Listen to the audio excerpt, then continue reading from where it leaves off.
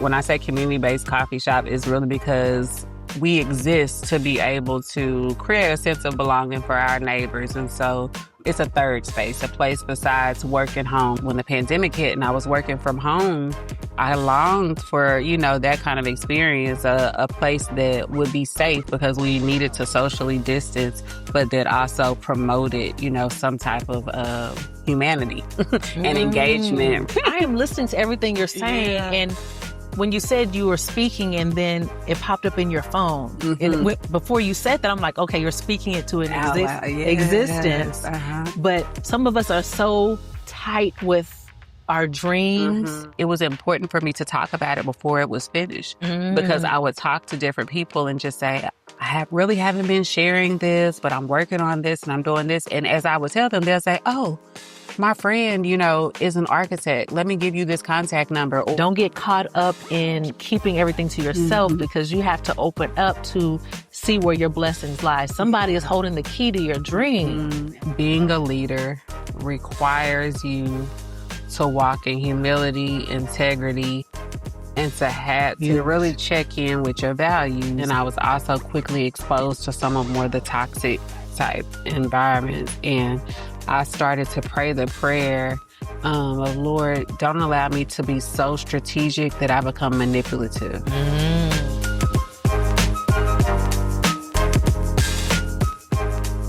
Hello, everyone. Welcome back to another episode of the Community Solutions Podcast, the only podcast that's inspiring leadership and humanity within and beyond the workplace. It is so good to be with you all today. Today is something different. Today is something special. Today, we are going to be talking about culture, community, confidence, and coffee. Today, I am joined with the founder and senior community brewer of Cup O' Vibes. Cup O' Vibes is not just a coffee shop. It is a place and space for community, conversations, relationships, and also it embraces all of that. It embraces all of the diversity. Today, I have with me Miss Charletra Sharp. Hello. Hello. How are you doing today? Well. Thank you so much for having me. Good. I'm thankful for allowing me to be in your space today and to be able to have this conversation with you. She's doing big things in the community and in her own neighborhood. Now, we are here at Cup O' Vibes, and you call Cup O' Vibes a community-based coffee shop. Can you please talk about that for us? Yeah, absolutely. Our mantra here is brewing community, serving culture.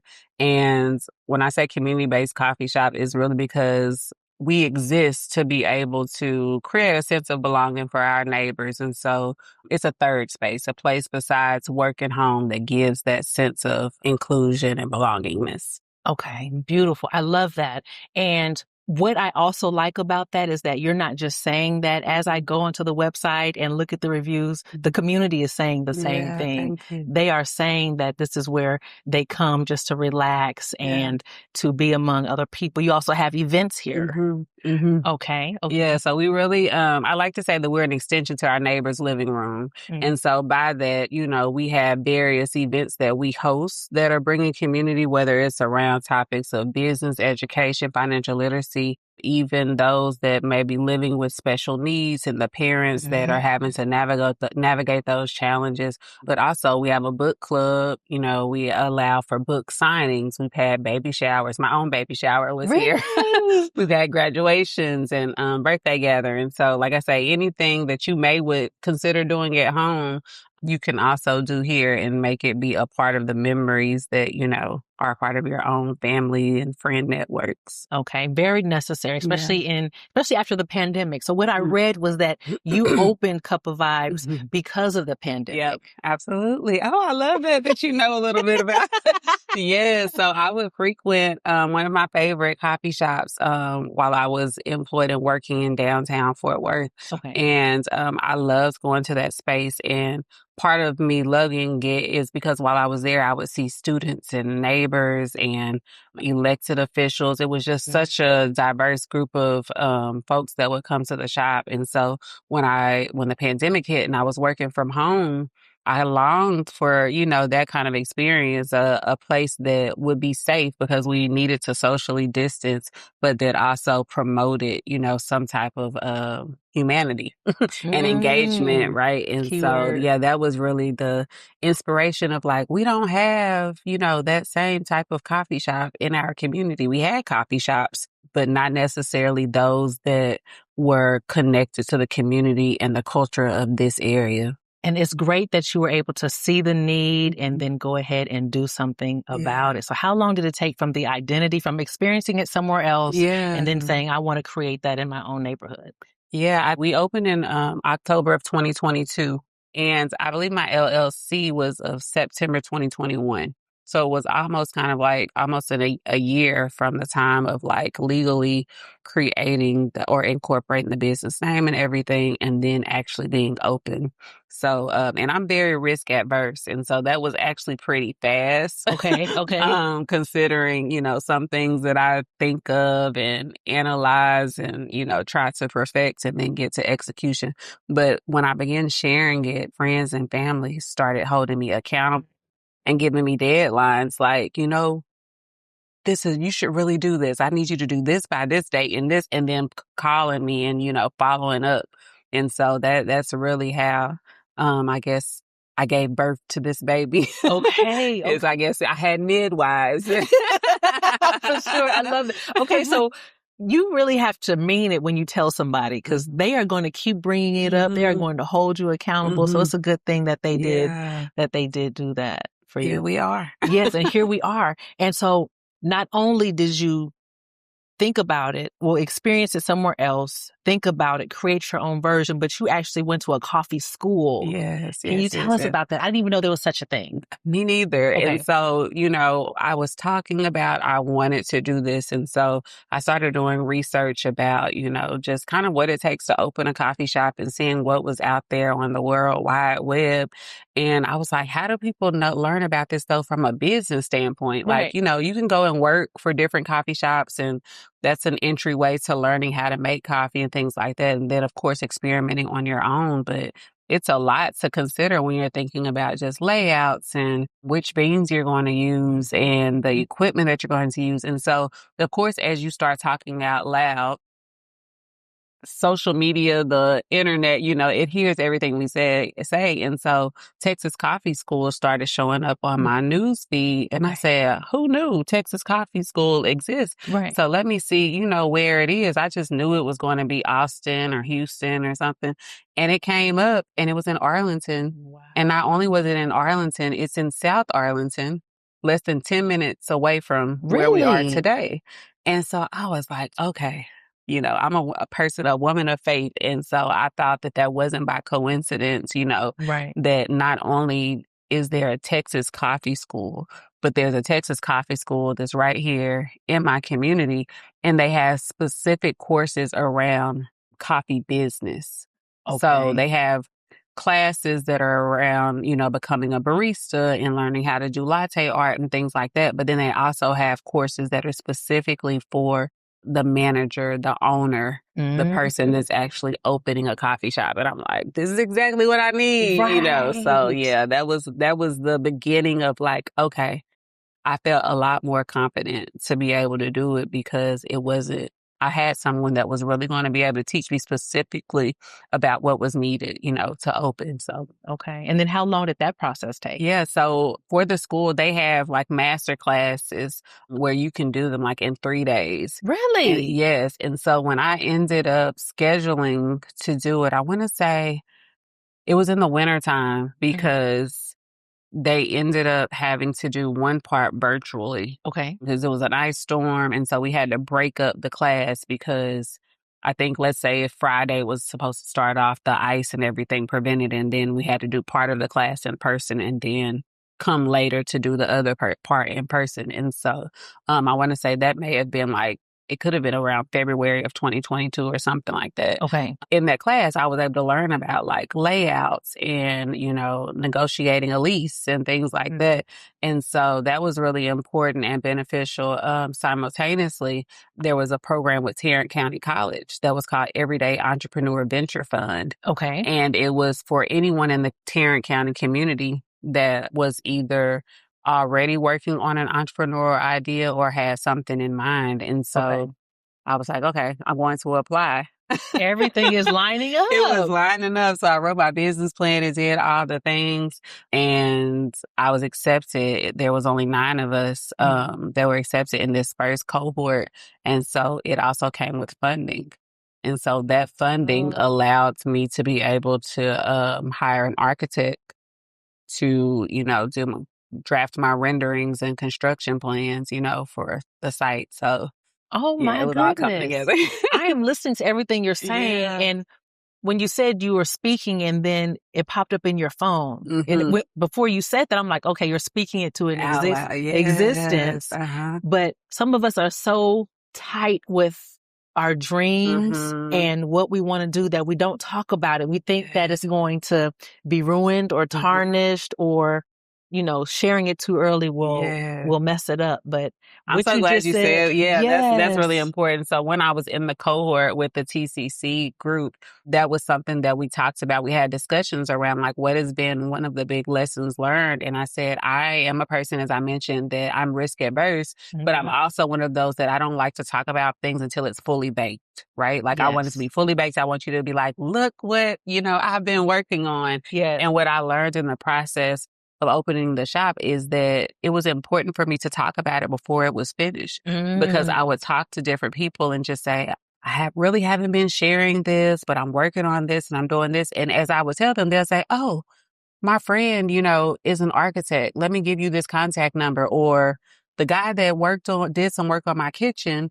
he also does commercial work. And I just saw him putting something up about a grease trap. You know, I knew nothing about it. They knew nothing about a grease trap, but because I mentioned it, then they were like, oh, and that actually ended up being the person that built out our space here. So I learned that it was necessary to share with wisdom, right, and discernment, but it was necessary to share before it was fully baked, because there are some things that I didn't have to go through or I didn't have to go and search out because the resources and connections were among those people that were already in my circle or a part of my connections. So that's a great word. That is a great word for everyone that is listening.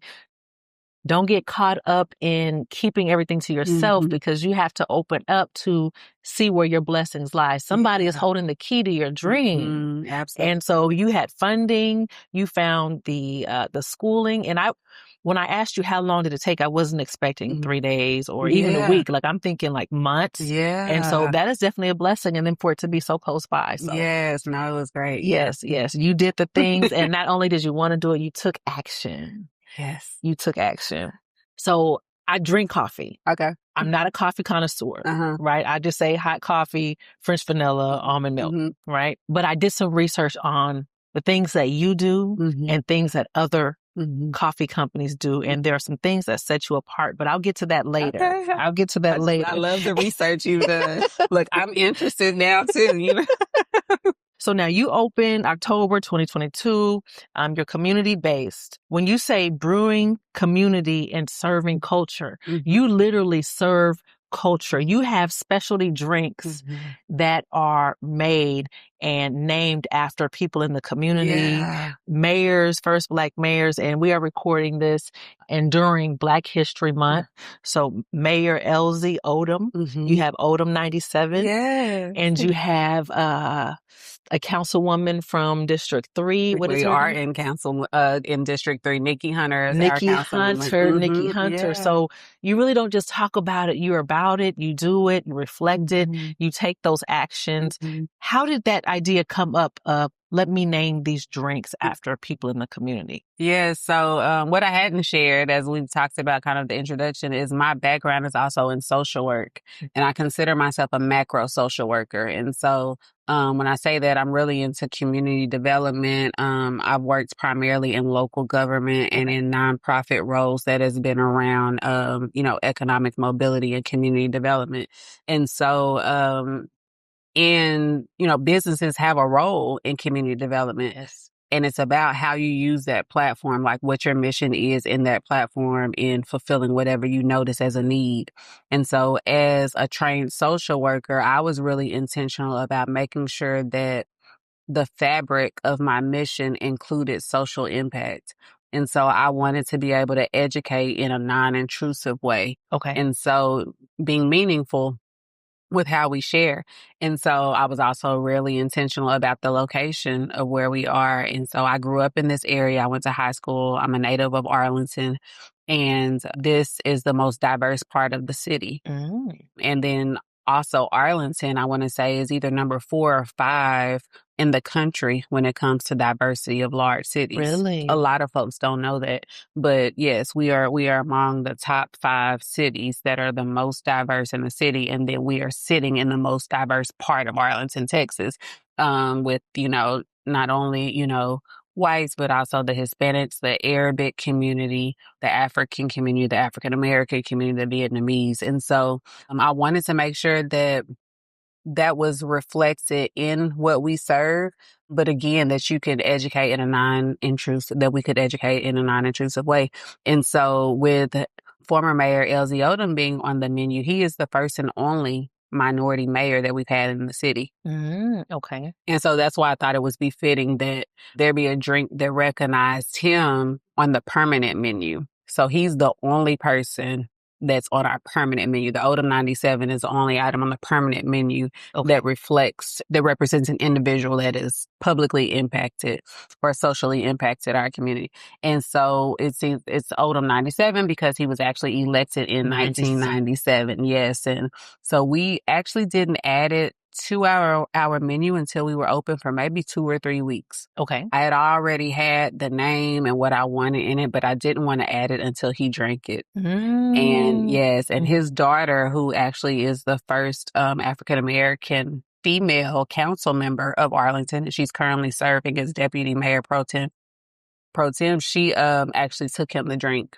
Okay. She came and tried it herself. She took him one. We have a picture of him drinking the drink. It. Yes. Beautiful. And then we added it to the menu.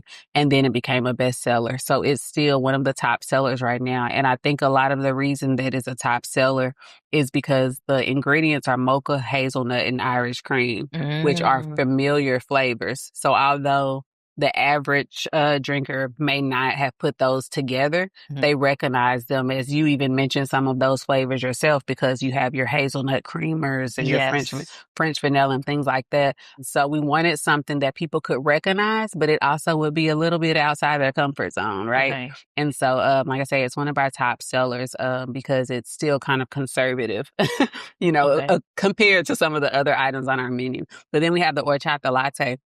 I was going to talk about that. Should I go into it? Or go ahead. Because you were talking about different nationalities. The culture, And yes, I saw the horchata. I saw the masala. Yes. So yes, go ahead. So a lot of things that I add are also selfish, right? Okay. So it's appealing to what I know is here in our community, but it's also like my favorites, right? Okay. And so I was an exchange student in Mexico. I did a study abroad in my undergrad, and so I lived with the host family.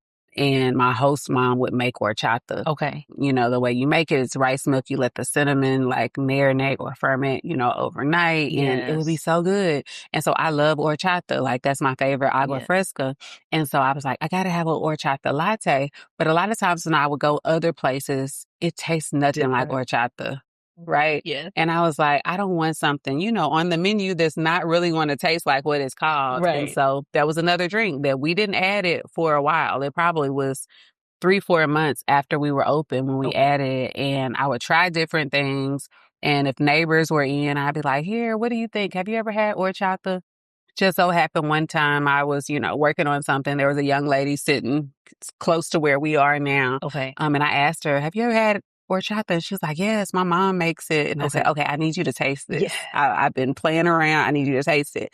And she tried it and she was like, oh my gosh, this is so good. It like tastes like my mom's. And I was like, it's on the menu. That's what I needed. Yes. And because, espresso changes the profile of different, drinks. And so that's why it can make it challenging to have certain things, like an horchata still keep the flavor profile once you add the espresso. So I don't judge people. I mean, I kind of do because I just really don't want them to call it the name if it doesn't taste like that. But I know why that happens. And so for her to be like, oh my gosh, this is good. And if you look at our reviews, there are people that are always like that horchata latte.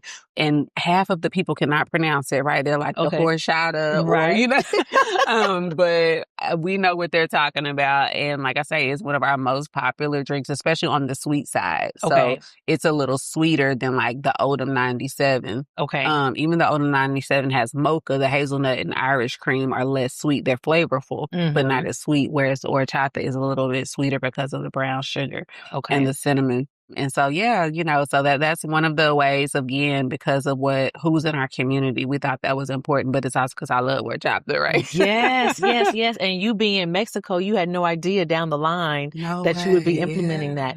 And I'm from California, so I am used to, I am used to ordering a horchata, and I love it. That's my drink whenever I go to a Mexican restaurant. So I'm definitely going to have to try that for sure. Absolutely. Yes. And then, so not only did you have one of your customers taste it, but you also have your customers or community members vote on. So that's how we get the Black History drinks, right? So you mentioned the council member, Nikki Hunter. So right now, all February, we have highlighted council member Nikki Hunter, as well as Coach Wanda Towson and Dr. James P. Thompson Sr. And so the way they have become the featured drinks for this month is because in January, we allow the neighbors, and I call all customers neighbors, right? So we allow the neighbors to nominate Black leaders who are associated with Arlington. And when I say associated, they may have graduated from an AISD school. They may have been an Arlington native and they may not live here any longer, but they're impactful somewhere. And they have a connection to Arlington. So they could also be a current resident of Arlington who may not have been a native, but they've served here at least 10 years. So with all of those different criteria, we put that out and allow neighbors to nominate Black leaders who fit that description. And then once those nominations are received by a certain deadline, we put all the nominations out and then allow the neighbors to vote. And those top three, those who are the top three that receive the most votes, then we name drinks after them. And so the little boards, the display boards that we have, it describes the drinks, but then it also describes the impacts of the individual who the drink is named after. And so, so it's been exciting. So like the Nikki Hunter, that drink is pistachio and coconut, and you can put that over espresso, matcha or chai. And then the Coach Wanda Towson is actually an energy refresher that has blue raspberry and passion fruit. And then Dr. James P. Thompson Sr. is praline and blueberry. And you can again put that over espresso. Chai sounds like a matcha. cobbler. Yeah, so it does, right? So it's really cool because it gets neighbors to drink unique flavor profiles, but then they're also reading about the impacts of the individual. So I learn a lot as well, and the baristas learn a lot. Just because we participate in this alongside the neighbors. Right. So it looks like you are celebrating the neighbors and also giving them a choice to voice their opinion, to create the impact, and also come in and experience it. So absolutely. That is beautiful. Social work. You mentioned social work. For some reason, I'm going to say I'm limited in my knowledge with this. Whenever I heard social work, I was limited in my thinking of only thinking about mental health, CPS, or child protective services, family services. And when I was preparing for this interview, I actually looked it up and then looked at your experiences. And like you said, it's macro, right? So you're talking about social impact. You're talking about community. It's not just an individual or individual in need. You're talking about in The entirety. systems, yeah. Exactly, in systems. So I appreciate being able to have this conversation because now I'm able to broaden my knowledge Yeah. of what social work is. So you received your bachelor's at Baylor University, and then you went on to, is it Washington? University in St. Washington Louis. University in St. Louis for your master's. And in both of those, you interned, you studied abroad. You said Mexico. I saw Ghana as well. Yeah. So you are really not just learning, but you are actually going out and applying it, creating programs. I mean, you're doing everything. You are not just having a mindset and then creating it. You are studying it, you are mastering it, and then you are applying it and putting it in a position to help others. Yeah. Right? So you have created financial planning tools and programs. Can you talk a little bit about that as well? Yeah, so I'm so impressed that you know all these things because it's always a joke, sometimes when I talk with different neighbors and they learn these things about me and they're like, oh, so you really you just look like this, like, no, you really like been around international and studied and, know something about cultures. But yes, so I've done work in economic mobility. So that included, financial literacy, programming. You may have noticed, I'm not sure what all you read, but when I was at Washington University in St. Louis, I was the co-chair of the Society of Black Student Social Workers. Okay. And some of my peers and I actually put on a financial literacy conference there at the school, but it was designed for the community members. And we were able to get John Hope Bryant, who is a real champion, yes, around financial literacy, particularly when it comes to marginalized communities and income-constrained families. And so we were able to have him there and so that was kind of like, I would say initial work, but if I back up and talk about undergrad, I actually created a financial literacy program for youth. And so I partnered with the YMCA there, and we were able to provide it to those young folks that were coming during the summer. And we would actually put the financial education to music so that they could learn it as lyrics, because we were in East Waco, urban area. And it was the summertime, right? So the kids didn't want to be back in school. So we figured that if we could put the information into lyrics and into music, then it would be fun and memorable. And we can add little dances to it. And then we also had a graduation for them where the mayor at that time of the city of Waco was the one who issued their certificates. And so, so it's been fun to be able to identify needs in a community and be strategic on how, those that would least likely to participate in something like that would not only have access to it, but would be interested because of the delivery. Yes, I love that. And especially because I can relate to that. My daughter loves music. Okay. She gets that from me, I believe. Her dad as well. But sometimes she would struggle with memorizing things or being able to retain information. And I told her, I said, you need to, make a song about it or a routine or make it rhyme or something like that. So it's important to be able to find out what the likes are, what makes you interested in something, to be able to continue to do it, to apply it, and to end up loving it and being able to apply it in the future. So yes, it's great that you're able to do that. And also in Ghana, you helped with small businesses with microfunding. Yeah, so microfinance in a rural community. And so I was in an area of Ghana called the Volta region. Which is where there was more increased poverty in that particular area. And so I worked with an organization called the Christian Rural Aid Network. And that organization was a nonprofit that would give loans to small businesses in a group format. And so there would be a number of different businesses that would come together and say, we all need funding. And they would ask for funding as like let's just say $2 million. And that $2 million would be a combination of all of the various amounts that those businesses needed to get started or to sustain their businesses. And because most of them could not access funding from the mainstream bank, because of, either just not access to credit and or income and things like that, the chief or the priest would be their guarantor.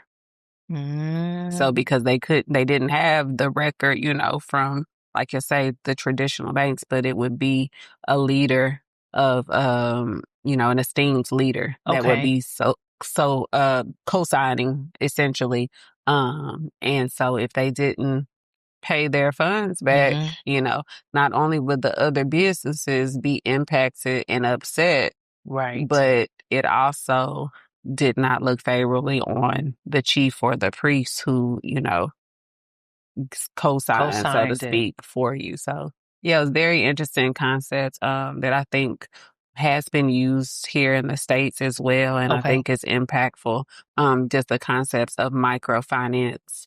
Yes, for sure. Definitely needed. And I know you mentioned in another interview that Arlington is the most diverse, and also in the zip code that there are a record number of small businesses, but also the highest in poverty rate. Yeah. So yes, if you look in throughout the city of Arlington, particularly in the eastern sector of Arlington, is where wherever you typically have the most locally owned small businesses is usually where there's a correlation to where there's pockets of poverty.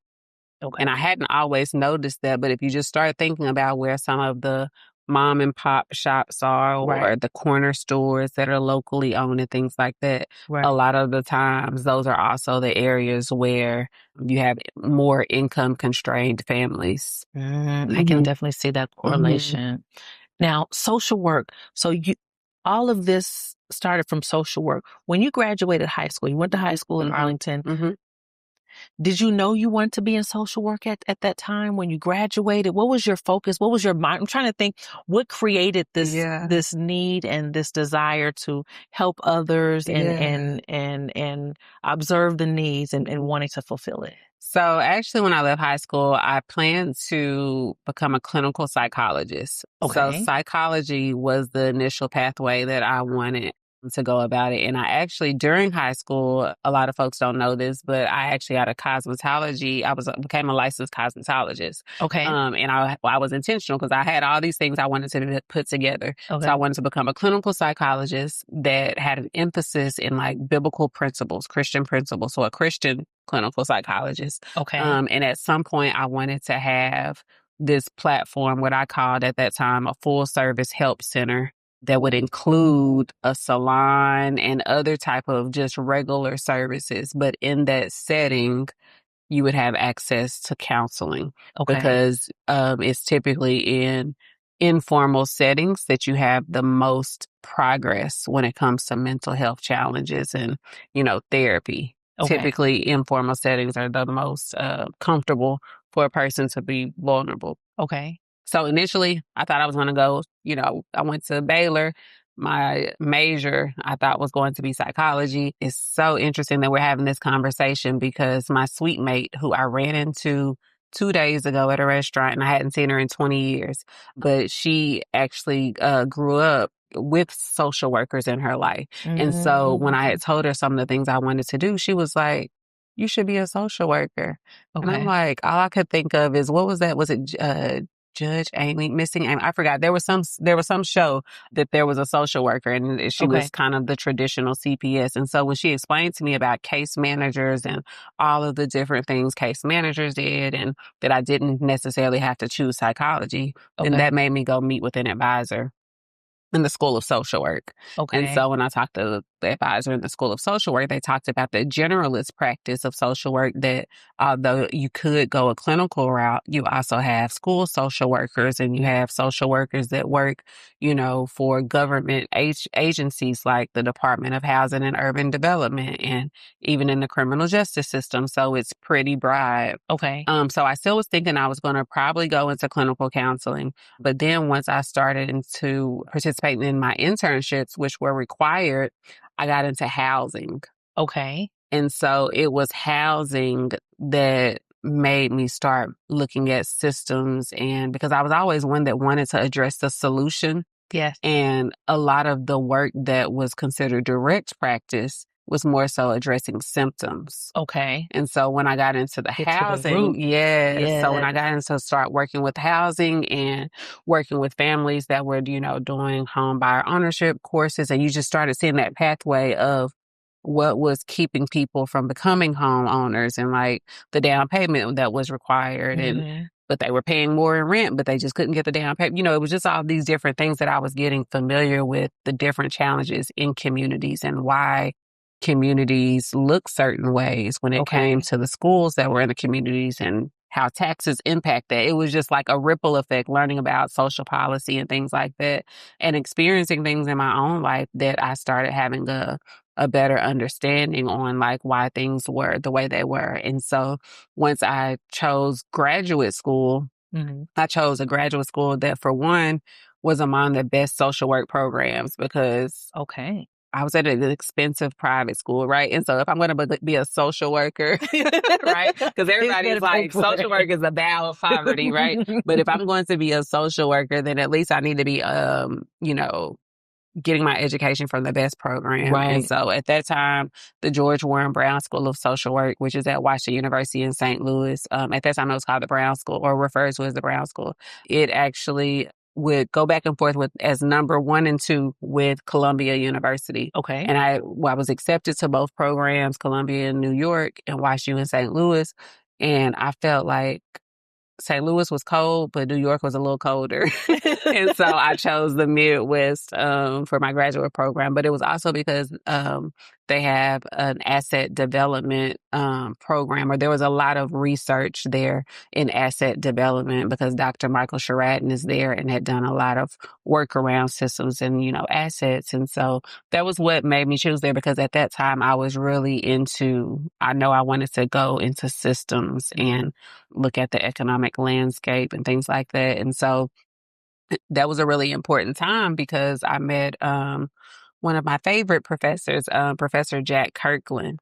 And your mentor. Yes. Did you read of it? Did you see something about him? I did. I love it. Yes. And he is still out and kicking it. And so Professor Jack Kirkland he created this unique class and he called it The City, the New Frontier. And we had our classes in East St. Louis, and East St. Louis is actually in Illinois. It's on the other side of the river.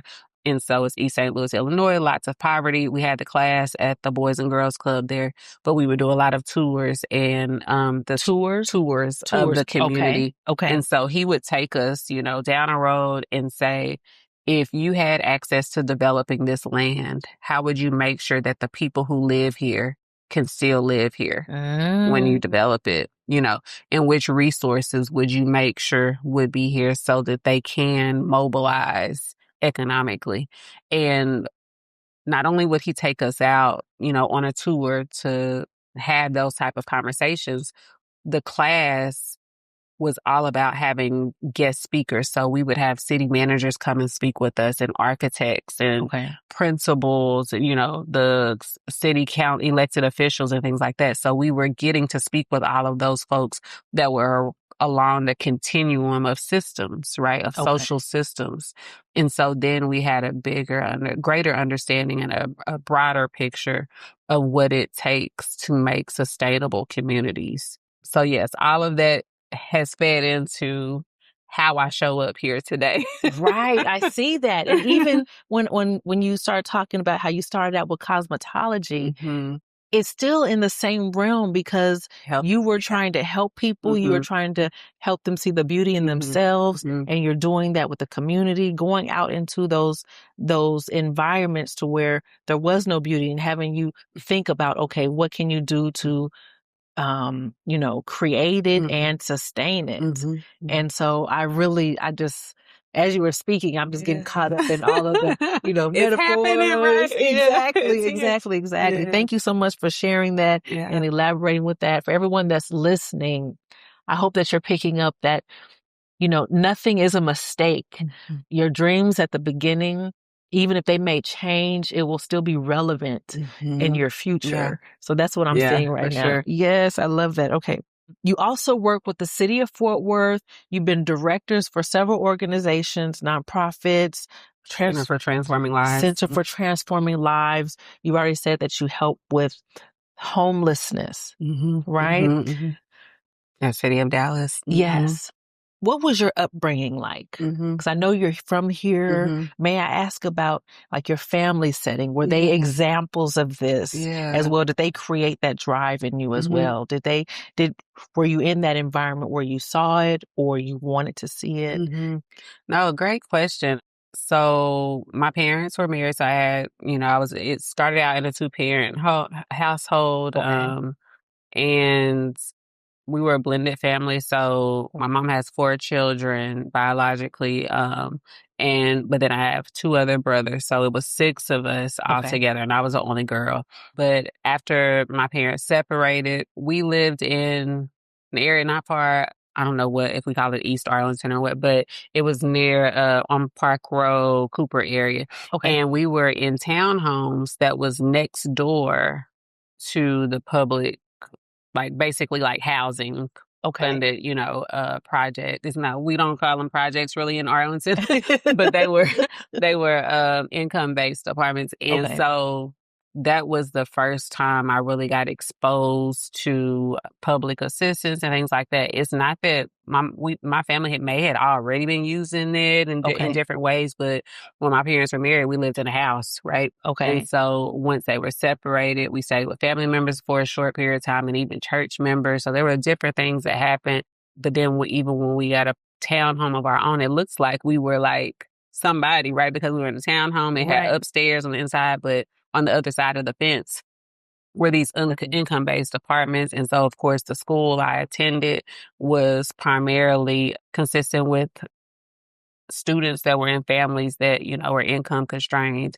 And you'll hear me use the word income constrained a lot versus low income, because I feel like income constraints happen across all classes, right? Depending on what your financial expenses are and things like that. Right. But yeah, so that gave me firsthand experience, even though, like I said, there are a lot of things we didn't qualify for because my mom had a full-time job, decent amount of pay, even though she had four children. So that made it challenging to just do too much, but she made too much for this, to receive not enough. Exactly. Yes. So those are some of the most enriching experiences that at first I was scared to go to the junior high school I went to because I had grew up being, typically in a school with nobody that looks like me. Okay. And it's unfortunate that I had fear in going to a school where everybody did look like me. Right. But it was just because of the lifestyles were different and it was different experience. But that ended up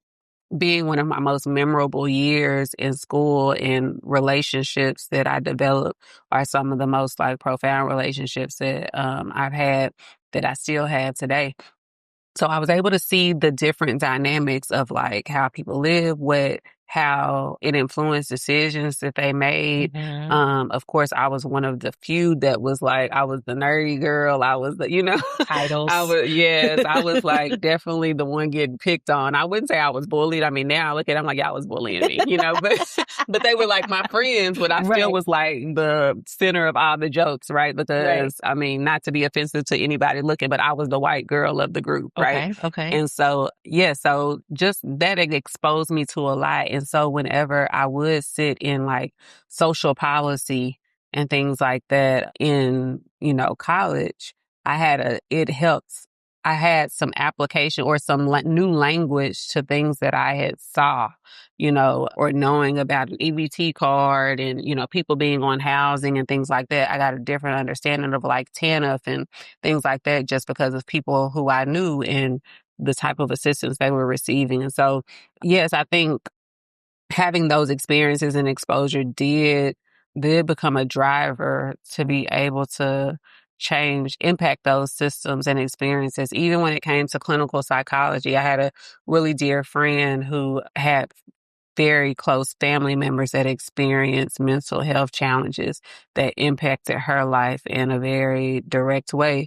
And so that was I'm like, there's more to this, but it's just like, if you don't have culturally competent resources or culturally relevant resources, then a lot of times, different communities won't take advantage even of what's available. Most things we don't have access to, or there's limited access.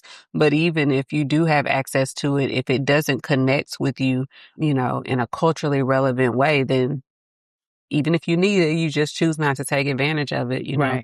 And so, all of those things did become a driver of like me wanting to impact systems, even though I was that, goody two-shoe, you know, even in high school and things like that, you know, I chose to be in relationships with the bad guy and things like that. So, and so I had, you know, I was able to see how those different dynamics were. And, but again, it helps me to be a part of like enriching conversations as a student because you've experienced both worlds. I experienced both worlds, and I knew why it made sense to be on housing and have a live-in boyfriend that's not supposed to be there because he's helping financially, but we can't put him on the lease, and he probably has a background, and this is what contributed to his background because this is what happened with his dad, who he didn't grow up with, and he died early on, you know, to gun violence. You know, just so many different dynamics that it becomes a ripple effect, and,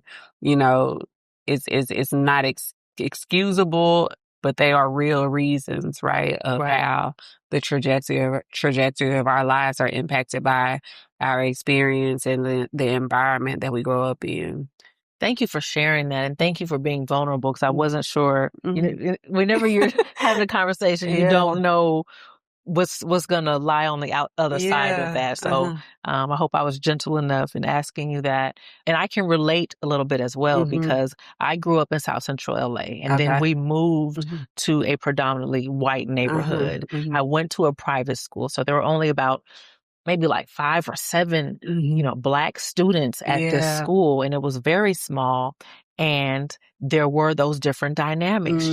I saw one thing, I experienced one thing, and then I experienced something different. And then it's like, we all can have this. We can all have this environment. What, you know, and then it helps you when you grow up and you are going into these new spaces, because you can relate to everyone. Right. Yeah. You know, and so that, I believe that is also, I'm sure you already know, this has helped you build a community to where all races, all ethnicities are able to trust you and feel comfortable. Right. And I feel that's the same with me, because I have those experiences. I can relate. I don't feel different one way or the other. Yeah, we don't know how much our perspective is influenced by either what we have or have not been exposed to. Exactly. You know, even when it comes to the connotation of smells, right? Like, again, this is another reference I'm going to make that I hope is not offensive, you know, to anyone. But growing up, there was a store that was owned by an Indian. It was an Indian owner, and we called it the Stinky Store. That was a reference to it because to us, it stinks, right? But now that I love Indian food and I, you know, am familiar with the spices of like, you know, cardamom and curry and things like that, it doesn't stink to me anymore, you know? But I now know, but it's because that wasn't the smell we smelled at home when there was good cooking going on, right? For sure. But when you're exposed to it, then the context and how you relate to it is different, because now you know what it is and you can name it, you know? And it's even the way, it's the same thing with coffee. When you're drinking coffee, a lot of times, if you've never tasted good coffee and you've only had like store coffee or like, you know, some of the traditional coffees that are brewed at home, then when you taste good coffee, you might say that it tastes bitter or burnt, it's because you don't have language for it. It may be a single origin coffee and it's bold. Now, some coffees are burnt and bitter and they're over extracted, right? But then sometimes, because you don't know how to describe what you're tasting, you just use the negative adjectives that you have, you know, words for. And being around those cultures, it, like you said, those smells and things. So growing up, I wasn't around a lot of Indian people. It wasn't until I actually moved to Arlington, I believe, that I started, eating more of those foods. But in California, I was around more Thai people. And so they too, some of those curries, yes, curries and coconut milks. And I cook with that to this day. And then also the Hispanic, the Latino families, I would eat the moata frita, which is a whole fish that's laying on your plate. And so everyone is not used to that. But being around it, you become more welcoming and more understanding. Absolutely. So thank you for that, for sure.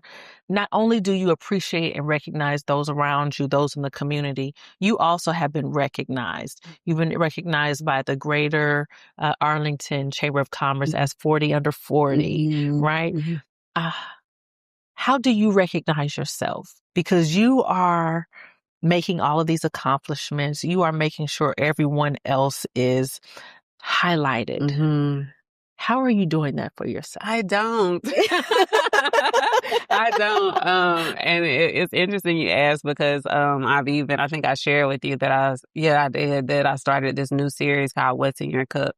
And that What's in Your Cup is a conversation about various topics. And so we kicked it off talking about wifepreneurship. Yes. And so with that first panel, a friend of mine was like, why aren't you the person being featured? Like, we need to know about you. And so, I moderated that initial conversation. And one of the evaluations that came out of it was, we would love to know more about you. Yeah. And I'm like, we will. But, I'm really one that I wouldn't say I'm private, but I'm intentional. And so when we build relationship and rapport, then I share with others about my experiences or, I guess things that maybe I'm proud of. I don't probably call it that I'm proud of, but just things that I'm probably strong at. But I don't really recognize myself, even when it comes to, we talk about the leaders and the drinks and things like that. Right. It's like, if you meet me, you get to know me. If you don't meet me, then you don't, and I don't know if that's a good thing, but I would love for you to have a drink after yourself as well, because you are doing some amazing things for yourself. I put my vote in. Yeah, we have the white berry mocha. It's not named after me, but it does say on the menu that that's the owner's favorite. Okay. That's as close as we. Okay, we'll take that for now. Think about it. We'll take that for now. So we're talking about everything you have going on. I recently recorded a podcast episode. Most of my episodes are solo. Okay. I'm talking about my own experiences online. I go by Kim, the SME, speaker of my experiences, right? Yeah.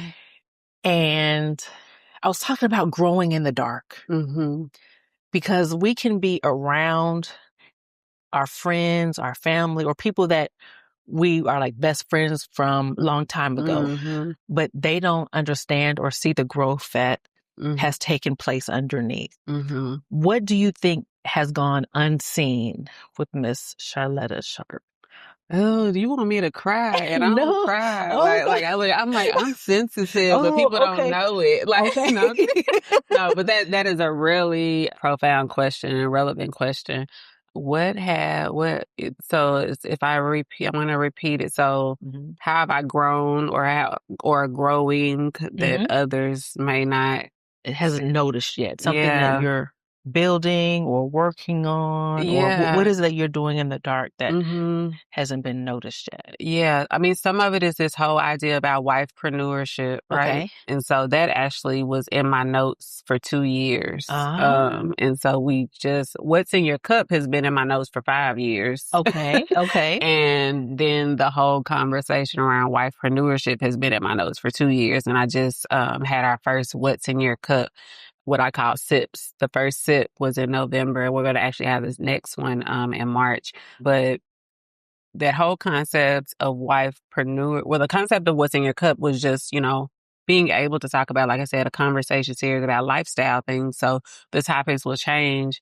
But the wifepreneurship part is something that I have not been able to master. It's a journey I'm still on. And, because I am a wife and I am an entrepreneur, right? And the way that looks, the way that shows up changes, it evolves based on what's happening in life, right? So it looks different when it's just the two of you versus once there are children involved and if someone is ill or a family member that's close is ill, you know. So with all of that there's been a lot of different life changes, and entrepreneurship was not a part of what I thought would be my trajectory. Okay. You know, maybe after I was retired, right? Okay, yes. But again, I'm risk adverse. And so the whole idea of wifepreneurship and really spending more time thinking about it became something. I was on an airplane. I think I was flying to the DC area. My husband and I, we had a disagreement about something. Okay. And while I was on the plane, I wrote out an outline for a book. Okay. And I sent him the outline.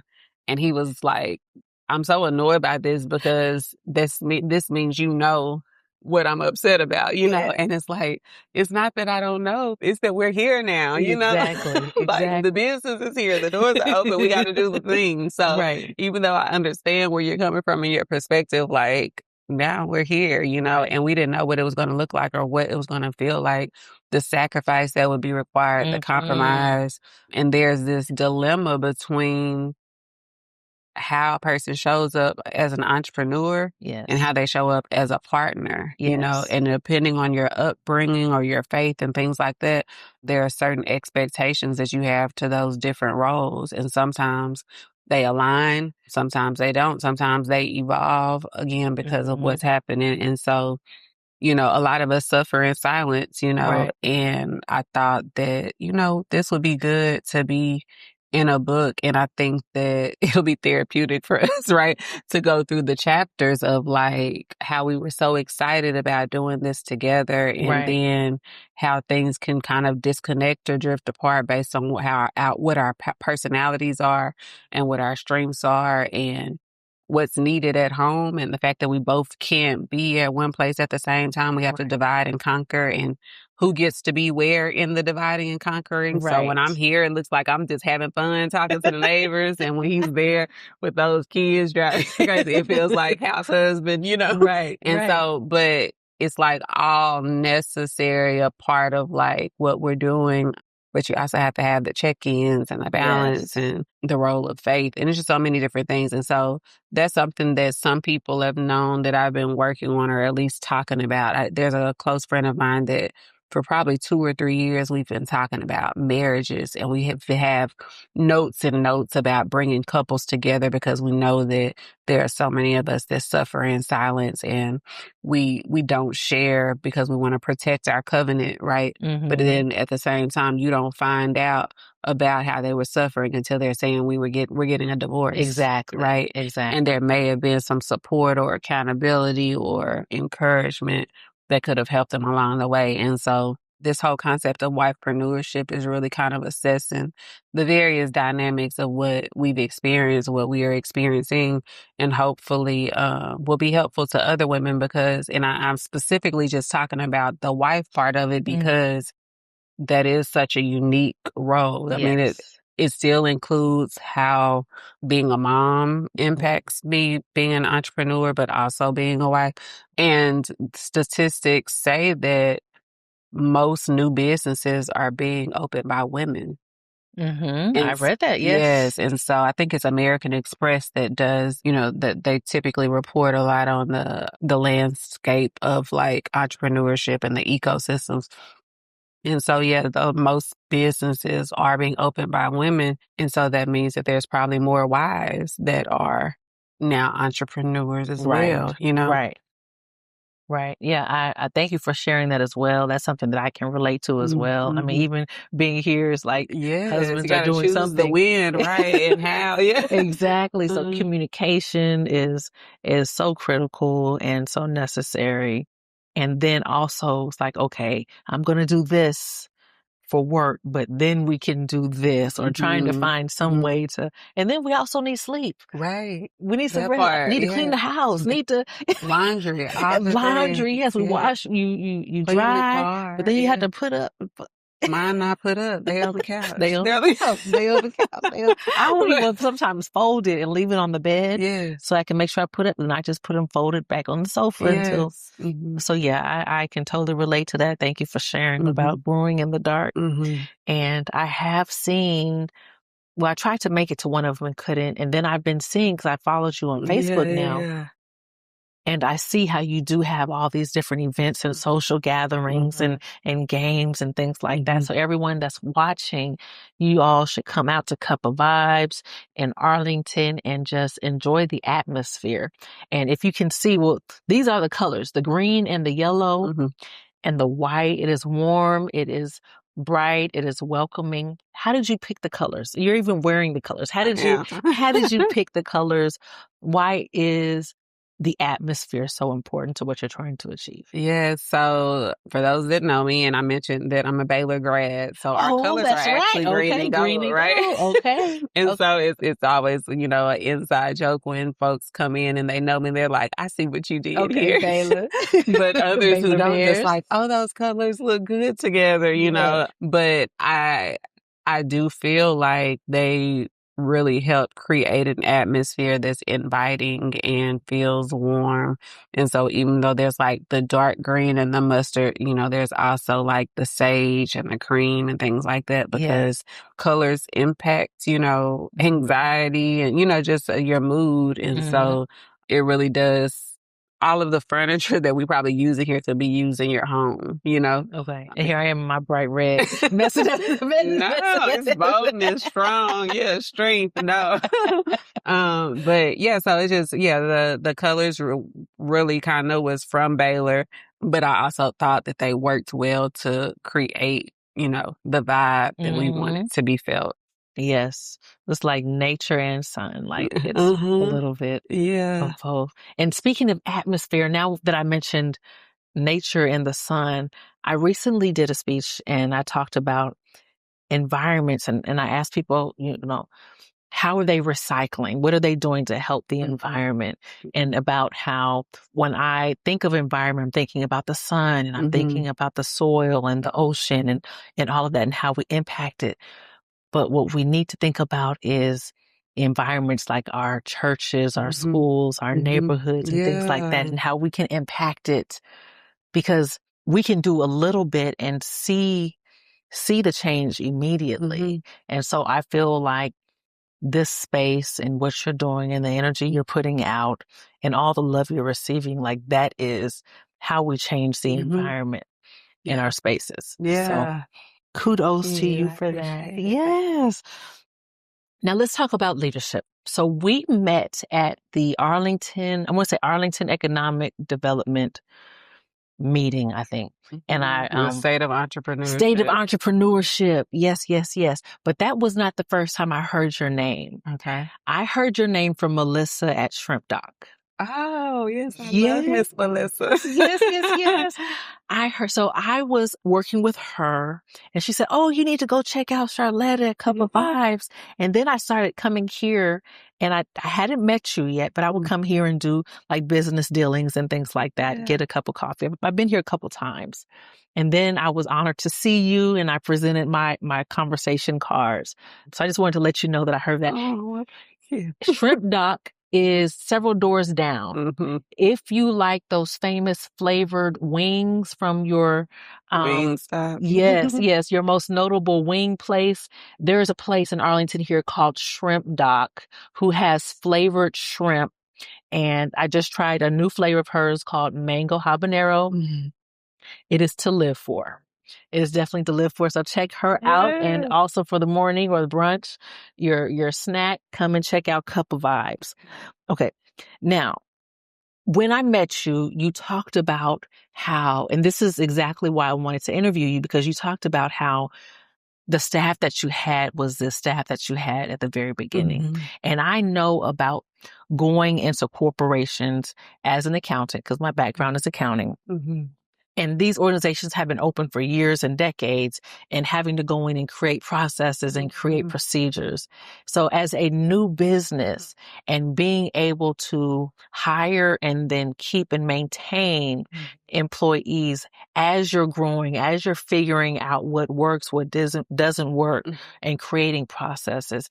That is why I wanted to interview you, because it's very rare at those stages when everything is changing, that employee stays. Right. So that says a lot about leadership. That says a lot about trust. And when I was reading, you said that it was your community, your faith in God, and your team, your support that allowed you to continue with everything. Can you talk a little bit about that? Like, what is the key? People are out here, not knowing how to deal with their employees. What makes it work?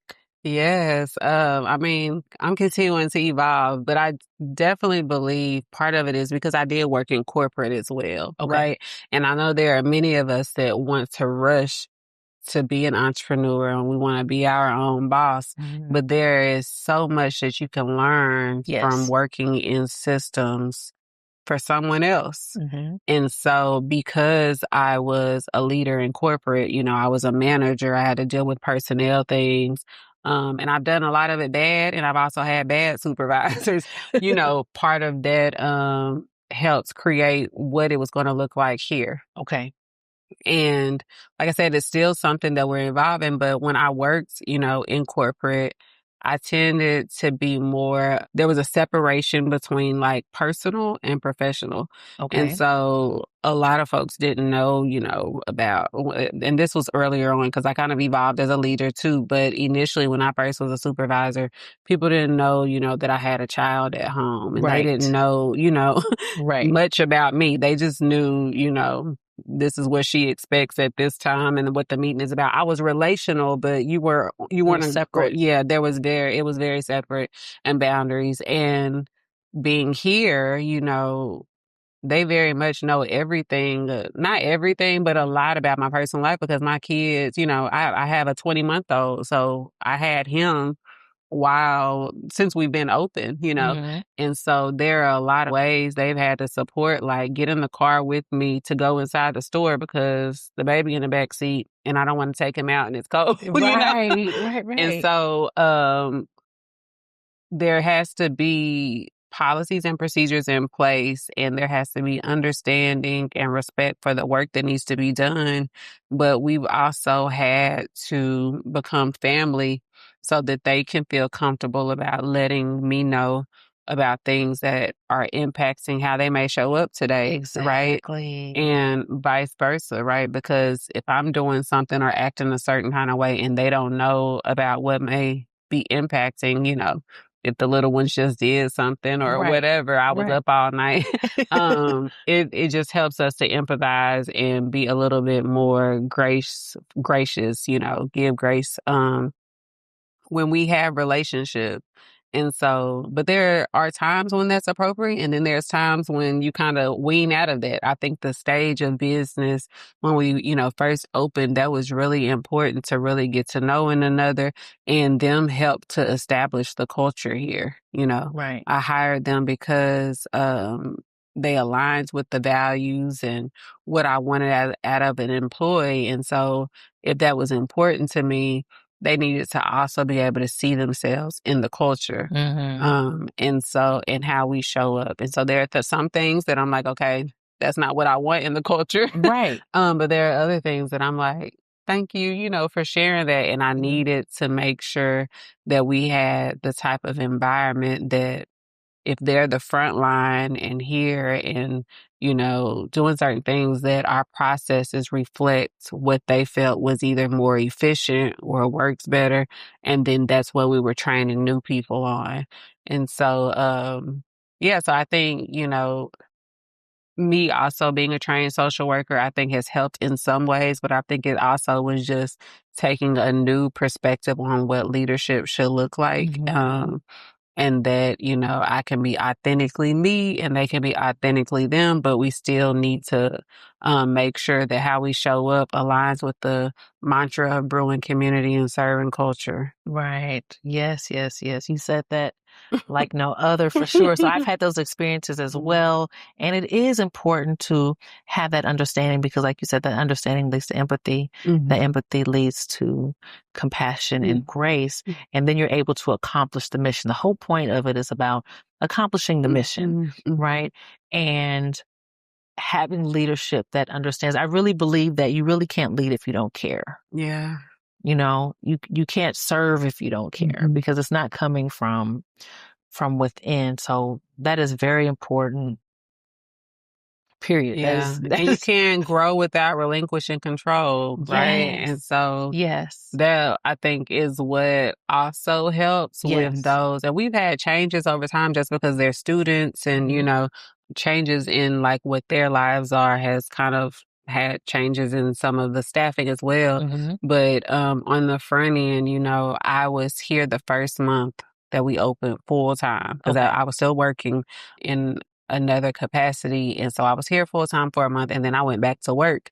And so from day 32, I should say, once I went back to work, it had always been established that I had to rely on the team here to reflect the culture and set the tone of what I had in mind. And so I think that was one of the best things that I did. I mean, I had to do it. Trust. Yeah, but it required me to trust them.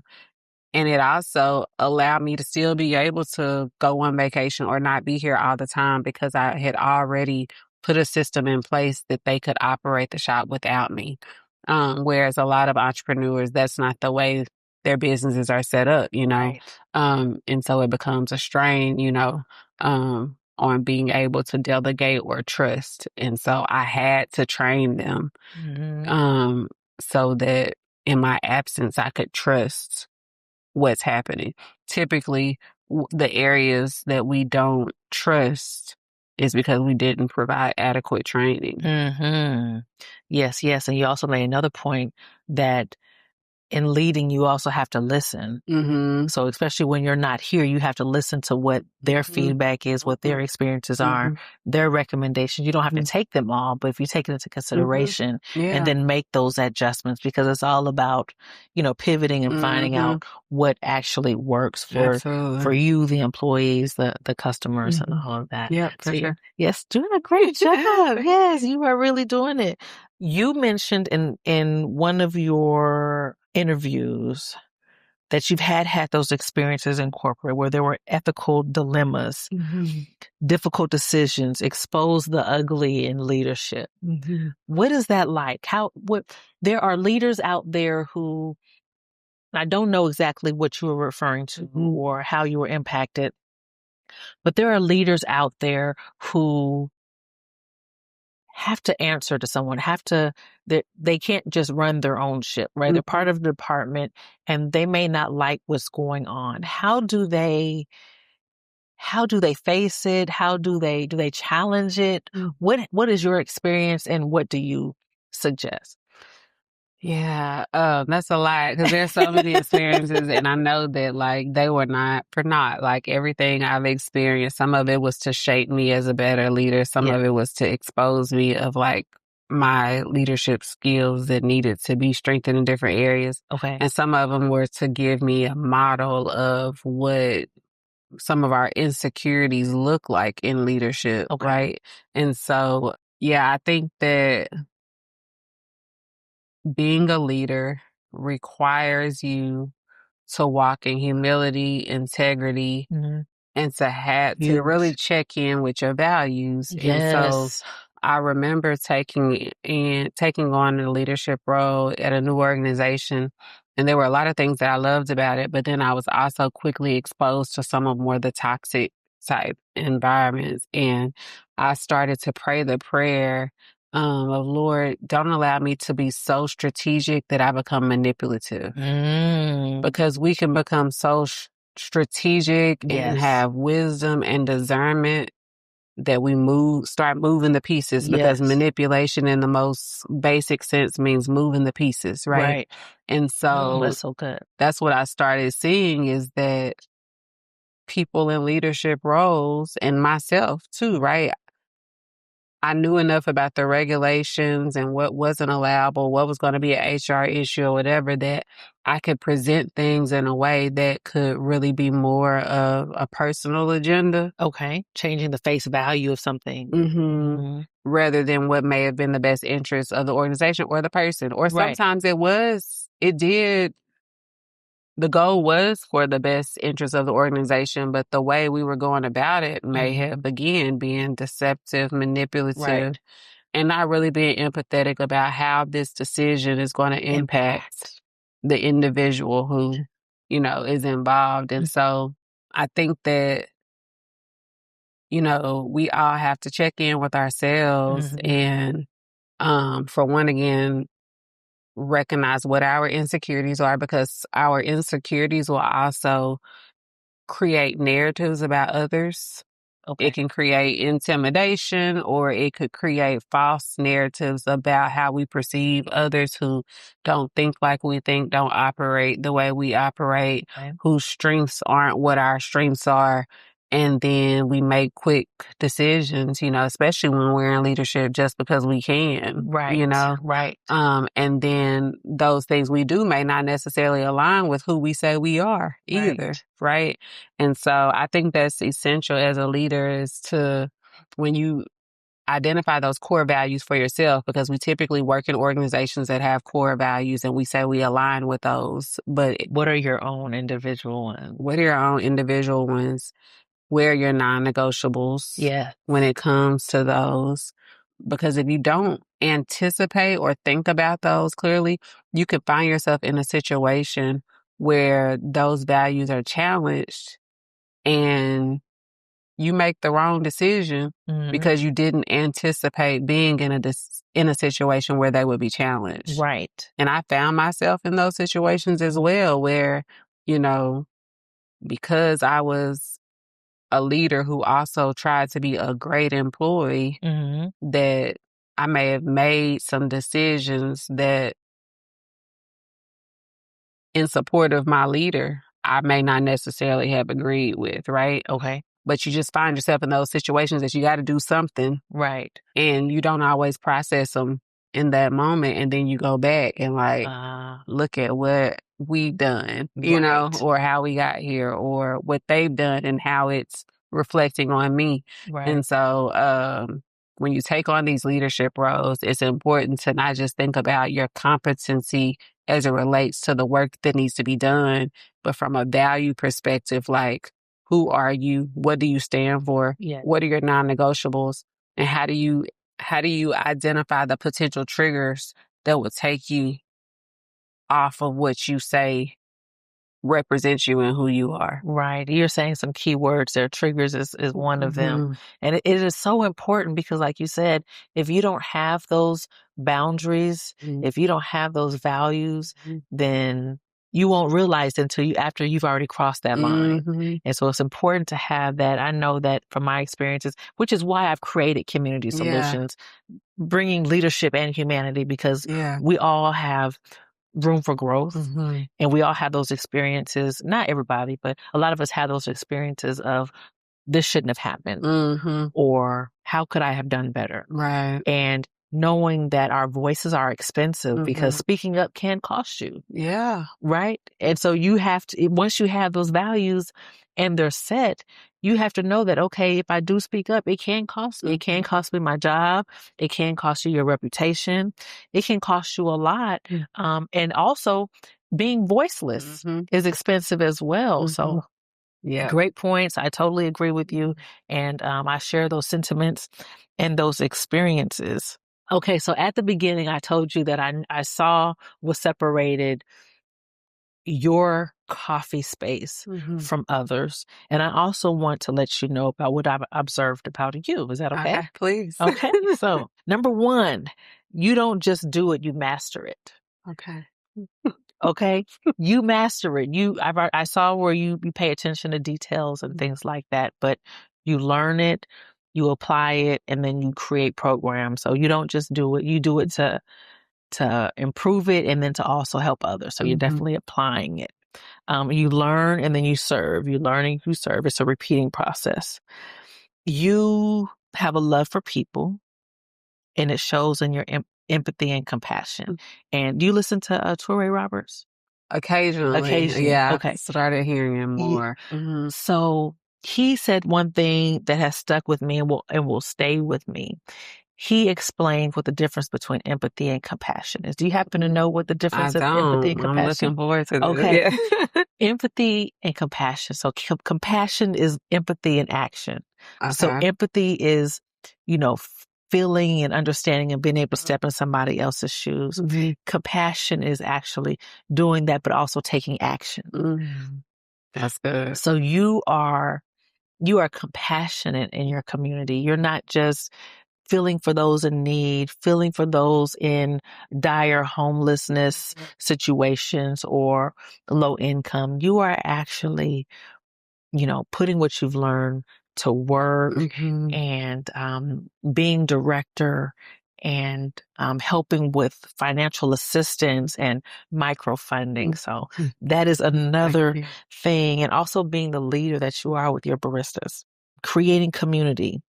Everything that you've done is like, it's not full circle, but it's in relation with each other. So you talked about wanting to go to cosmetology, going into social work, you're studying, and then the work that you've done in the community, and then this restaurant, and then you also have travel, sharp destinations. So not only You've been all in my business. I've been all in your business. I've been all in your business. So not only are you studying and you're applying and then you're helping and then you're creating, you also see that, okay, I'm doing all this work, but I'm also creating an environment where people can come and just separate, just not be at work, not be at home, but just breathe. And then also there's that time to just get away. Yeah. To travel. What started Sharp Destinations? Yeah, so Sharp Destinations was before Cup of Vibes. Okay. It actually started while I was on maternity leave with my oldest, who will be 8 in April. Okay. Jackson. And so it was our first child, and I think we were married 2 years before Jackson came along. And so we knew that milk and diapers and all that was going to impact how we lived. And so I was like, what is something that I can do? Because I was never one that had like the side hustles. I had a full-time job and church served in different capacities. So I was like, what is something I can do that can generate more income that doesn't, so that we can maintain like how often we travel and things like that. And so the wife of one of my husband's friends had been into travel, and I would see her posting different things about it, and she wasn't pressuring me to get involved. So I'm like, let me see what this is about. And so that's how I got into trying to figure out a way that I can generate more income that allowed us to still be able to take the type of vacations that we had before, having a child. And but then also been able to help others to be able to travel too, those that probably have never been on the other side of the Metroplex, right? Because you have folks that live in Dallas that haven't been to Fort Worth, and folks that live in Fort Worth and haven't been to certain parts of Arlington or Dallas. And so how did me and my relationships with others, how would that help them to not only expand their travel across the Metroplex, but consider getting a passport and going out the country, or taking a cruise to go out the country. And so, and even think about like, how can we do staycations and, trips in a day, so we even have done things like that. But yeah, that's how Stripe Destinations came about. Okay. When's the last time you've taken a vacation? Oh gosh, that's the bad look. Now, look, my husband can't see this because he's like, we're past due. Yes, it has been a while. Same here. And unfortunately, when I do go out of town, it's like family emergencies. Yeah. So we've tried to make have dual purpose vacations, where it's like, maybe for a family reunion or something like that, but not the way that we used to travel. So that's definitely on the to-do list. Okay. For this year, you think? Oh, is this accountability? No. I'll be recorded. I know. Like, it would be great to be this year, but we'll see. At least you could start planning, even if it doesn't. Yeah, for sure. Okay. Yeah, thank you. I'll add that to my to-do list. Okay, Abby, you're okay. Okay. Now, this is what sets your business apart from all of the others. So I went to only one of the major coffee companies. And then I looked at your website. And the difference that I saw was that their website always talked about we do this, we do that, we're known for this. And then I go to your website and it talks about you. It's always about the other people. It's all about your neighbors. And I just wanted to read to you all what I saw for her hiring page for her baristas. Okay. It says brewing community serving culture. Our refreshing vibes are crafted to bring individuals together from all walks of life. And our coffee shop serves as a conduit for building community and creating cultural experiences. Our goal is to inspire and support our neighbors, embrace the diversity of our community, and bridge the gap between generations. So many keywords: bring, serve, create, inspire, support, embrace, and bridge. So all of what she's saying is all of what she's doing. The minimum requirements on her website to work here is to be passionate about people, coffee, and coffee shops, to respect and embrace diversity, to be interested in positively impacting the community. And the ideal applicant is civically and socially engaged. You don't find that everywhere. You really mean what you say. Why is this important? And definitely this is why you're able to keep the staff that you have. What made you put this in your requirements? Yeah. Well, it's because, of just really trying to be value aligned and attracting team members that weren't just about being baristas, right? Because we teach what the recipes are, how to pull a shot, and, how to steam milk and all those things. But to maintain a culture, to grow our culture, and for it to be duplicated in my absence really requires the team to look and feel like what, why we're here. Right. And so I'm glad you read it, because now, like, in our team meeting, I'm going to reread it. Be like, y'all remember this, But no, I mean, that was, I was really intentional in writing that so that people wouldn't be intimidated about trying to think about, do I know coffee and what's required to be a cashier or a barista, but really think about who they are as an individual and how from that standpoint they could contribute to the environment. Yes. And like you said, that's the minimum. That's the minimum. And so they know exactly what they get or what those expectations once they step in the store or complete that application. Absolutely. Yes. So to close it out, what do you hope people take away from this conversation? Yeah, that we are intentional, and that we are more than coffee. So beyond coffee, we really want neighbors to find community here. Like that's really, like, coffee, as you read in I think it was in the description, is just the conduit. Like, that's just the excuse to get you here, because it's the most drank beverage besides water globally, right? But once you're here and you're able to connect with us, it gives, the neighbors a way out. It gives you a different type of support that you didn't realize you need. I have stay-at-home moms that are like, we are so glad that you're here, because we were able to bring our child and we didn't feel judged. We didn't feel like, we had to run them to the car if they started crying and things like that. And they needed it, and they didn't realize they didn't realize how staying at home was impacting, their mood and their mental health. But even just from connections that neighbors have been able to make from a professional standpoint, it's just, I would say, because of what this vision is and the fact that God gave it to me, that if he calls you here, if for some reason you find yourself here, then whatever you need is here, Yes. And so from a faith standpoint, the marketplace is my ministry. So this is the platform that he's allowed me to be able to minister from. Okay, And so I very take that established. seriously, you know. Yes. Yeah.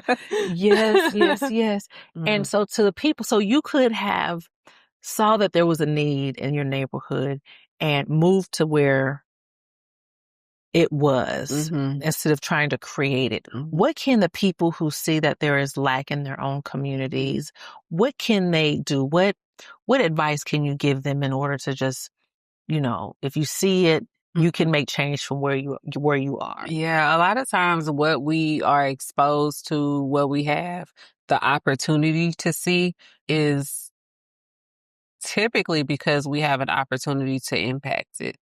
And sometimes, just the human part of us, we use it as gossip, right?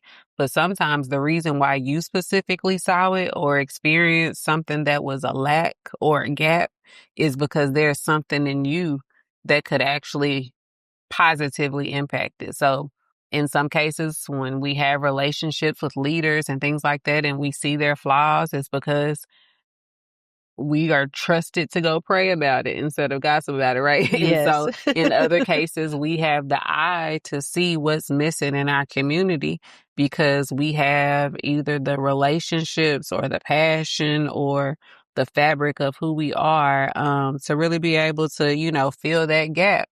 And so, we got to be able to have the confidence that, even if we don't have all of the things that are required for it, there's something uniquely develops in us to be able to create that, and fill that gap for others. So Okay. Thank you so much.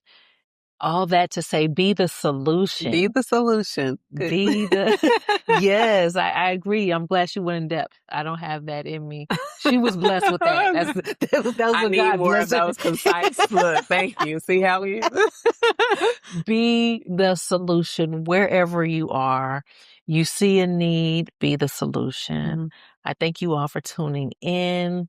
It is a pleasure. Thank you so much, Ms. Charletra Absolutely. Sharp. We are at Cup of Vibes in Arlington, Texas. Where can they find you if they want to Yes. come out, contact you? Yes, so our address is 800 East Sublet Road. We're at Suite 170 in Arlington, Texas. On social media, we are on Instagram and Facebook at Cupo Vibes. And then our website is www.cupovibes.com. That's Cupo Vibes with an S.com. And again, 800 East Sublet Road. We love to have you in person. And if you can't get to us, we also do have online orders and DoorDash. So you Yes, and can, what am I drinking here? This is yes, delicious. you are drinking our signature house refresher that has lemon, black tea, ginger, cinnamon, cardamom in it. Neighbors like to add flavors, and you chose lavender today. So you have the lavender house refresher. And I have a concoction that I made today. It's actually a chai that I added cherry cold foam to. And so, Okay. yeah, so, we have more than espresso based drinks and drip coffee. We also have the refreshers, the chai and the matcha and light bites as well. So All right. You yeah. heard it here. Thank you so much for joining the Community Solutions podcast. Until next time, you all be blessed. Bye bye.